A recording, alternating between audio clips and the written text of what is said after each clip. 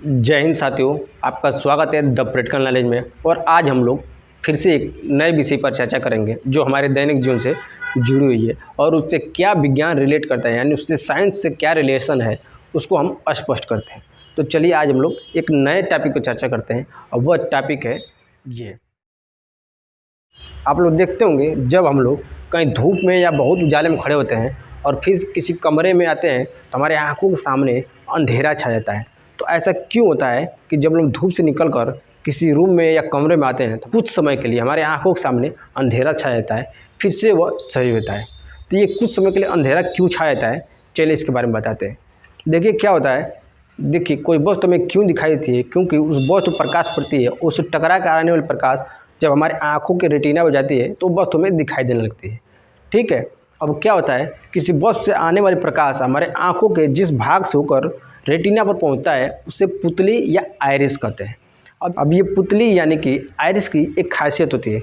क्या होता है, जब बहुत ज़्यादा प्रकाश होता है तो अपने साइज को छोटा कर लेती है, जिससे क्या होता है एक निश्चित मात्रा में प्रकाश जाती है जो हमारे रेटिना पड़ती है और वस्तु में स्पष्ट रूप से दिखाई देने लगता है। और फिर जब कम प्रकाश होता है तो क्या करते हैं, अपने साइज को बड़ा कर देती है जिससे अधिक से अधिक प्रकाश आ पाए और वस्तु में स्पष्ट रूप से दिख पाए। यानी इसका काम हमारी आँखों को प्रोटेक्शन प्रदान करना है, यानी सुरक्षा प्रदान करना है, और साथ साथ वस्तु का प्रतिबिंब हमारे रेटिना पर अच्छी तरह से बन पाए, यह भी उसका ख्याल रखना है।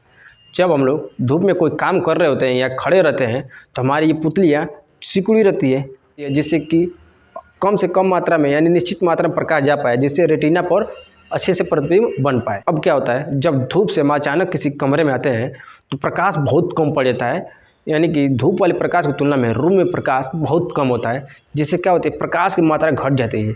और प्रकाश की मात्रा घट जाने से ये पुतलियाँ अपने आप को फिर फैलाती है। इस फैलाने में थोड़ा सा टाइम लगता है, जितनी देर में ये फैलती है उतनी देर के लिए हमारे आँखों के सामने अंधेरा छा जाता है। यानी ये किसके कारण होता है, इस पुतली कारण।